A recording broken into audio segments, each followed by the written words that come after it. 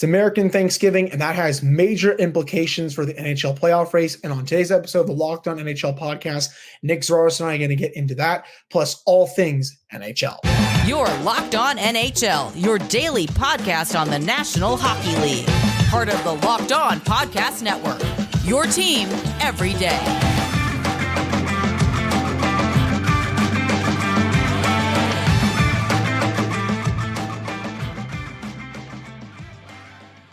Hello and welcome back to another edition of the Thursday edition for the Locked On NHL podcast. I am Hunter Hodies, one of your hosts. I'm also one of the hosts of the Locked On Penguins podcast, joined as always now by Nick Zararis, one of the co-hosts of the Locked On Flames podcast. Happy Thanksgiving to all of our American listeners out there. And of course, thank you all so much for making this your first listen / watch of the day. So Nick, as always, every Thursday, we have the latest edition of the Power Rankings as voted on by the hosts of all of the Locked On NHL podcasts. And for this week, we have some changes. I mean, there aren't too many. I mean, you saw Tampa and Detroit swap spots a little bit. The Metro kind of stayed the same, though. Nashville went up a couple spots, especially after a big win against the Avalanche earlier this week. And I can't believe the Avalanche lost that game.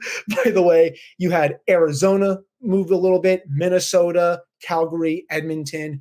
When you look at this, who rose and who fall, what really surprised you, I think, from this past week? I mean, pretty much everything makes sense as far as where people are going. I think it's interesting because we talked about it last week and the week before, that everybody was just kind of waiting for Minnesota to get it together because we're all banking on the talent they have to kind of get them out of this rough patch and fix the issues they've had. But it hasn't really materialized for them. I know Bill Guerin went on a show this week where he was talking about how what's going on is unacceptable, that they're not going to use the cap penalties from Suter and Parise as an excuse for not being competitive, that they still expect to be competitive right now. So them finally getting appropriately scored kind of where they are. Edmonton, same thing, same type of team where we expect them to be better, and their ranking had been a little more generous than their results probably should have had them. But now that we're getting into the season, now we're about almost 2 full months in, people are starting to get a better understanding of who's actually what, as opposed to the first month or so where we're just kind of trying to get as much evidence as we can. It's obviously very early. There are teams that will move up and down, especially as the season develops, but things are starting to take shape for the NHL at large. I agree. And, the stat that's out there, over 75% of teams that are usually in a playoff spot by Thanksgiving usually make it by the end. American Thanksgiving. Make sure you say that. Of course. Yes, no, absolutely. So this is a big week around the league. And, you mentioned Minnesota. Man, they have just not been good this year, man. It's really upsetting to see because that's a really good market. There's a lot of high-end talent there, but they haven't gotten the goaltending. They haven't gotten some of the scoring that I think they thought they were going to get. And, I mean, sure, you could fire Dina Vason as the head coach, but I don't think they're going to do that. I mean, Billy Guerin, like he was speaking to the media this week, he didn't sound like he wants to fire the head coach at all. I think he wants the players to try to figure it out for themselves, but they were the biggest fallers from last week's power rankings to this week's, and they just haven't been good enough this year. No, they haven't put it together. And the way they're constructed, they put a lot of their burden of scoring on their first line of Kaprizov, Zuccarello, and Eriksson Ek when they have the three of them together. That's really the only offense they get. Matt Boldy hasn't been as good as he was last year. Matt Boldy was great last year. He had 30-something goals. He was really good. Ryan Hartman doesn't seem like he's going to be the 70-point guy he was 3 years ago. He's more of a middle, bottom six type guy as opposed to a high-end guy. They have time. There's enough talent. The goaltending is really the big issue that's holding them back from being able to make a leap. But real quick, moving along in this conversation, Calgary won a couple games there, they stopped circling the drain for a minute there. It did look like the Flames were the season was over 8 games into the season where they lost, I want to say 5 or 6 in a row. And then they came out and said, well, yeah, we had contract offers on the table, but we pulled all of those because we're not sure we're ready. It makes sense for us to give out long-term contracts as the team we are. They won on Monday against Seattle, relatively convincing. They had a good win over the weekends too. So they're getting closer to what they're supposed to be. They're still not great, but they're better than they've been But again, now that we're getting into, obviously this is in crunch time, we're 15 games into the season, but the NHL, once guys get into those top spots, especially one or two, they typically stay up there. Those teams that get that high in the standings don't come crashing down if they're that high at this point in the season. I agree. And it'll be interesting to see. I know the Flames have been playing, at least a little bit better as of late, but I don't know if that's going to be good enough for them to keep some of their high-end talent that I know are on the trade block right now. Nick Lindholm, Hanifin, Tanev, those types of guys. And, the Oilers, they dropped a little bit this past week too. They started to play a little bit better after they made the coaching change, but now they've lost a couple in a row. They're still at the bottom of the Pacific Division right now. Well, not as low as the Sharks, but they're still only 5-11-1 this season. It's just not good enough from them. And I think at this point, I hate saying it just because things can change. I know how good Connor McDavid and Leon Draisaitl are, but I just don't see it with them right now. Oh, no, it's going to take something dramatic for them to get back into the mix here. We're not just talking about, they've had some bad luck. Fundamentally, they are not a good hockey team right now. I mean, you have Jack Campbell playing in the AHL. He had a good start in the AHL, which is progress for them. But Stuart Skinner, nowhere near as good as he was last year. Calvin Pickard has gotten in games for them. I forgot that guy existed. Like, their defense is the issue. As good as McDavid and Draisaitl are, their team defense is just not nearly what it needs to be. I know that Evan Bouchard is good. He's basically the only defenseman on the team I have trust in right now. Like, even Ekholm, before he started, he missed a couple games. I wasn't that impressed with them. The Oilers are good enough, and the Pacific Division is mid enough where they will hang around. I don't know if the Ducks are going to keep playing this way. It's very hard to keep playing the way they're playing and consistently win. I think the Oilers are too good to be totally ruled dead, but they're not. They're close to life support is the way I would describe them right now. And they still need to go out and get a goalie, I think. I mean, we also. I don't think they can wait. Yeah, I mean, yeah, I agree. And you saw the report from Elliot Friedman. They were in Montreal looking at all of those goalies. I'm sorry, Nick. I don't think any of those guys are really going to move the needle that much for the Oilers. But I feel like you have to try almost anything at this point. Yeah, you got to. I just don't think they're that good, though, is my thing. I think you have to try to swing a little bit higher. But I also don't know what other teams are looking to move a decent goalie this early in the season.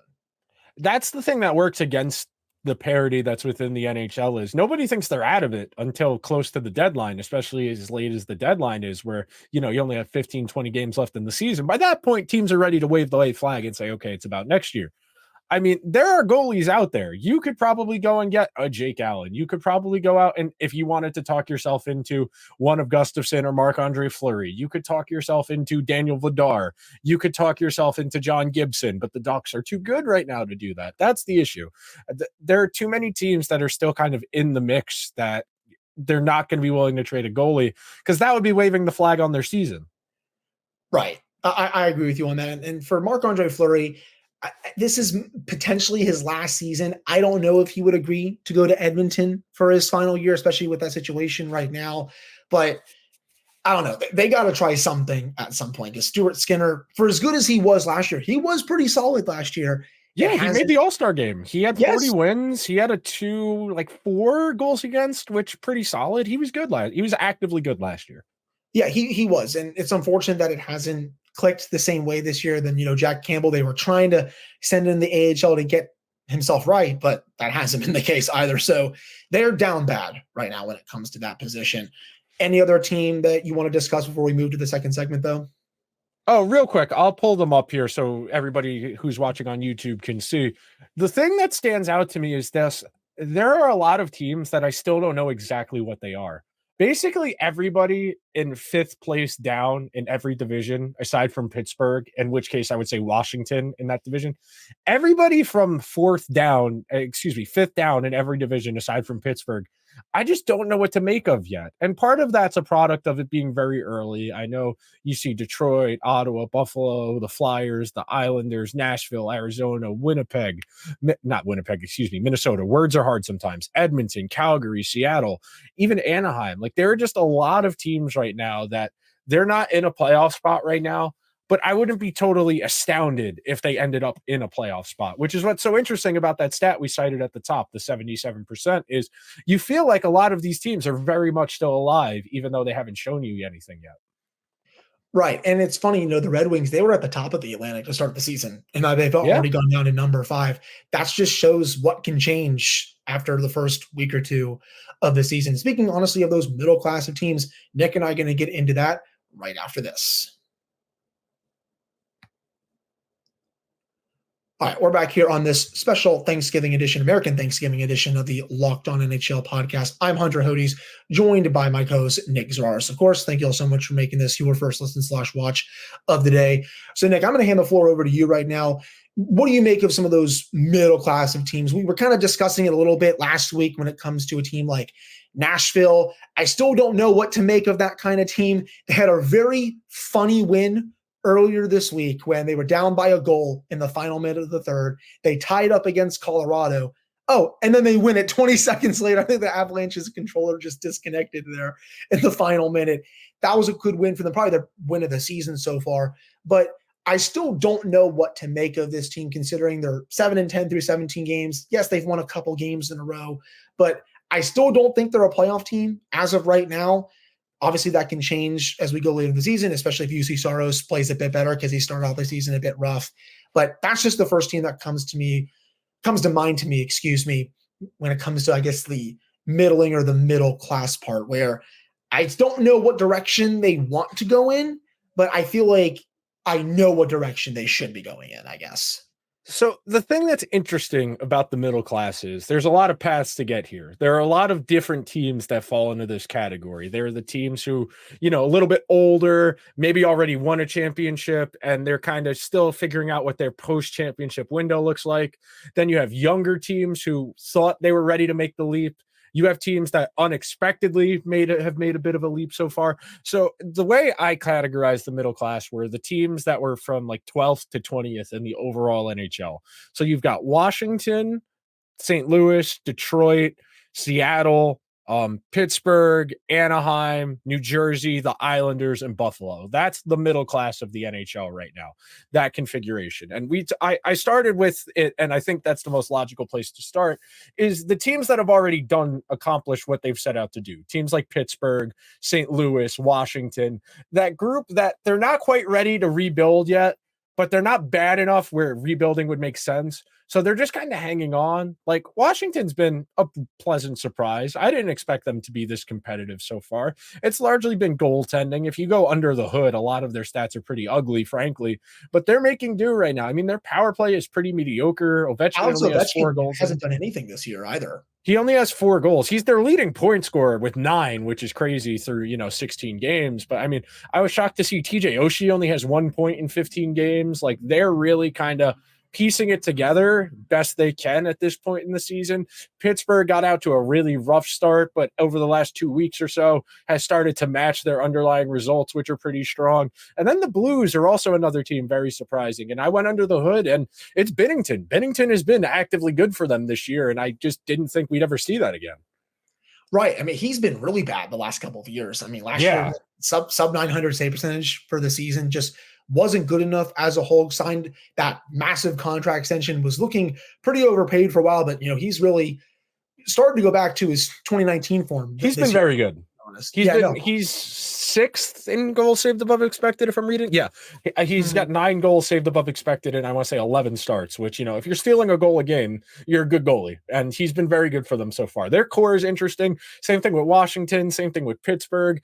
Like, you've got the guys who were there, guys like Parayko, Binnington, those older pieces like Justin Falk and Torrey Krug and Kevin Hayes and Luke Shen, and Luke Shen. And then you've got guys like Robert Thomas and Jordan Kyrou and Pavel Buchnevich. And then you talk about it in respect to Washington. Yeah, they've still got Ovechkin and Wilson and Backstrom, but he's hurt, but Carlson, the guys who won. And then you've got that next wave of guys like Verana and Sonny Milano and Dylan Strome and Rasmus Sandin.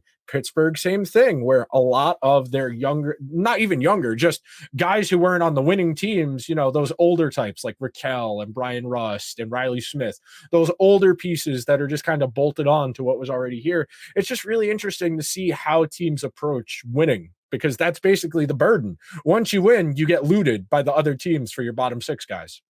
Yeah, I mean, it's funny you say Tampa. I mean, we just saw that happen with them, Nick, when they won their back-to-back Stanley Cups, and then when they went to the third. I mean, Coleman's gone, Yanni Gord, Alex Killorn, Andre Palat. I'm probably missing a few in there, to be honest, but they were all poached by other teams, and they've done their best replacing them, but it's still, I don't know, it's not as good as that supporting cast was. That's for sure. And then, I'm still kind of surprised that Buffalo continues to be in this middling class. I predicted them to make the playoffs this year just because I was really high on their offense. I thought Devin Levi was going to take that next step. I thought the Sabres as a whole were going to take that next step, but I think I'm realizing just how hard it is for teams to take that next step and be playoff teams. I mean, the Sabres had that really fun finish to the year last year where, they were in that race all the way up to the end, played meaningful hockey at the end of a season for the first time in probably 10 years, but they just haven't put the pieces in place yet. The Tage Thompson injury is also such a killer, man. But overall, I don't know. I guess I'm just disappointed that they haven't taken that next step yet, as well as maybe a team like Ottawa. Detroit's trying to as well. I think overall it's just really hard to take that next step in this league. It's very hard to take that next step, and you'll notice the recurring theme amongst all of those teams is goaltending instability. I mean, It's really hard to win when you don't have consistent goaltending in this league, no matter how good the rest of your roster is. Buffalo's got a decent team. They're missing their best player in Tage, which is rough, but their young guys are interesting enough. Like, I like Dylan Cousins' game. Casey Middlestad's taken a while, but he's a useful NHL player. Jack Quinn isn't bad. And then, as you mentioned, Power and Dahlin are both very good. Ottawa, similar boat, where you've got individual guys you like in that group, but they're still just, they don't have the right mix of guys around their core. Detroit, good out of the gate. I mean, Detroit, and I wrote it down here because I thought it was really interesting that even though they're kind of struggling now, they had something like 102 PDO right now, and they've really kind of taken their lumps the last few weeks because they came out of the gate scorching hot, and they've really struggled the last 2 weeks or so to kind of maintain that early pace. They're not out of it by any stretch, but you thought maybe, okay, they're ready to break through. And then real quick, we'll get this in under the wire. Just the groups that just, you don't know what's going on, where it seems like the Islanders, Nashville, Arizona.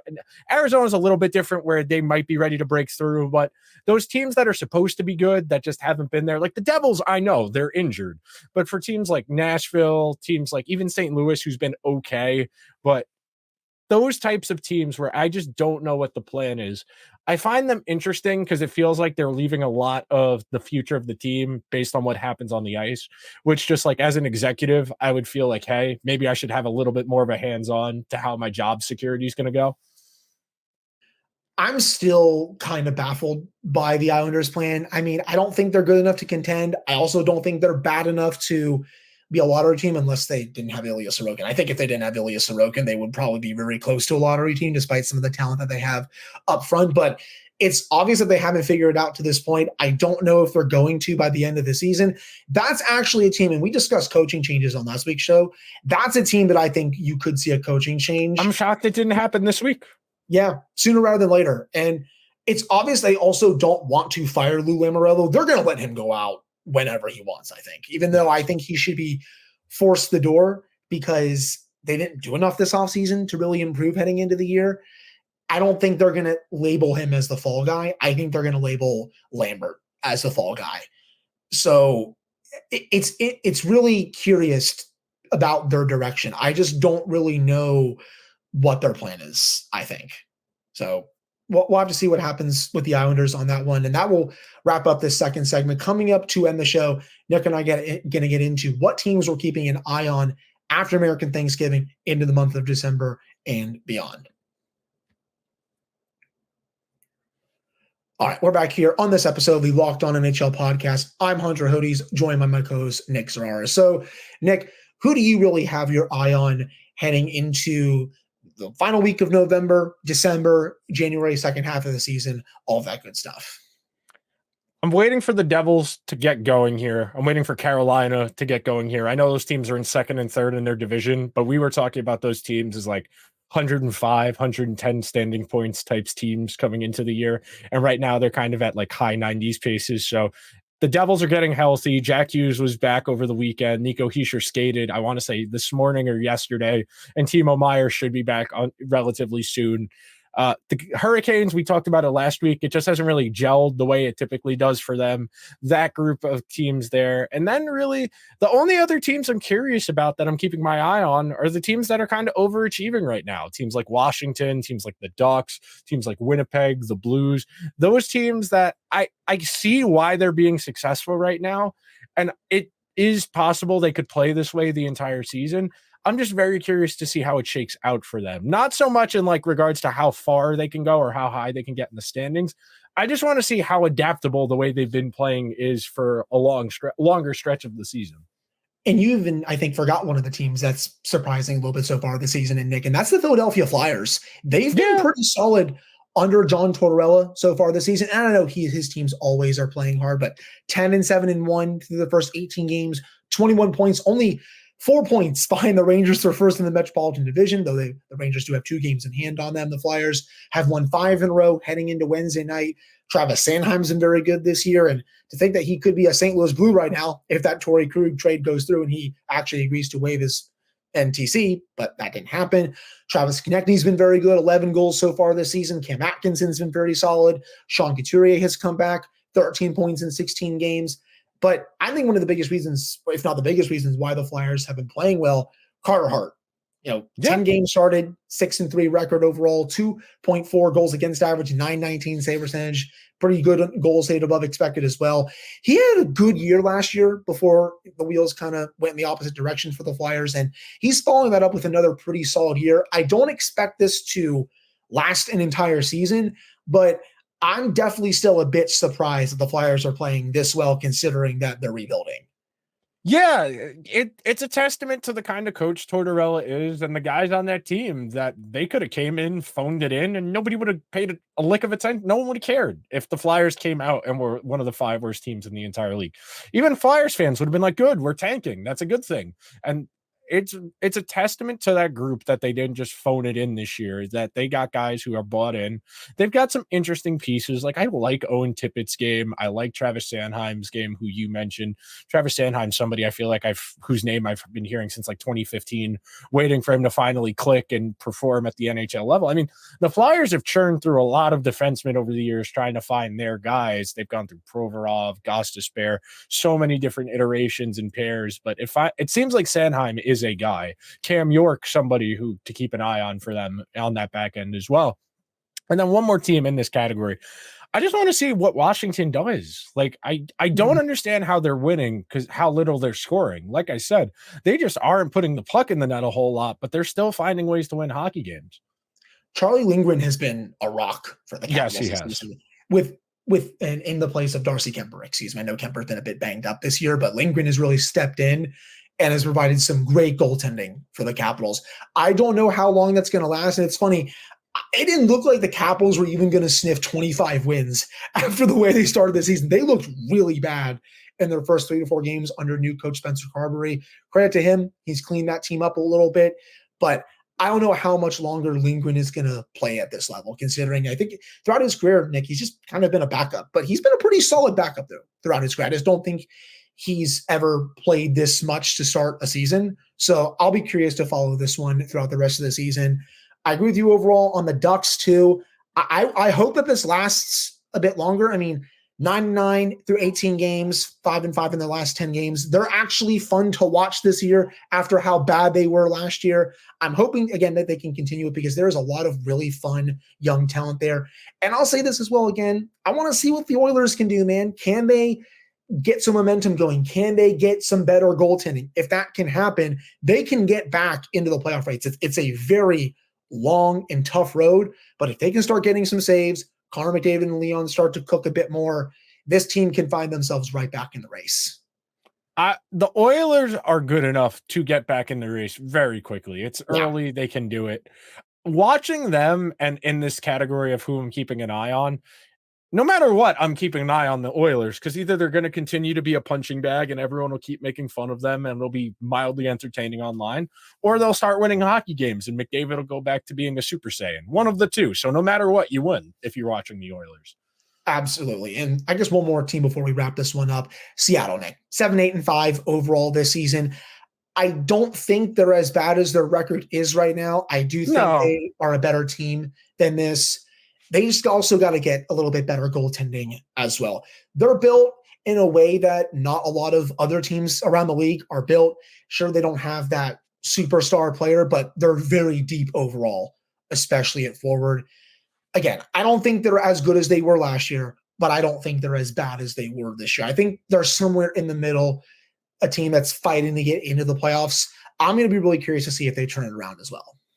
I feel like the vast majority of teams they're in these positions because they don't have the goaltending. Like even Nashville, like if Saros gets going, I think Nashville can hang around in this a lot longer than they probably should. But the vast majority of the teams we talked about in that middle class segment, the Devils, the Islanders, Buffalo, Pittsburgh, Seattle, none of the Detroit, Ottawa, the goaltending hasn't been as good as it's needed to be to buoy what else might be working for them. So it's just a testament to how important it is, where if you have one of those good guys, and this is an entirely different conversation I'm sure we'll visit down the line, but if you've got one of those 5-6 best goalies in the league type guys, you got to do what you can. And yeah, that might put you in a rough spot cap wise where you're overpaying for goaltending and you'd rather put that into goal scoring.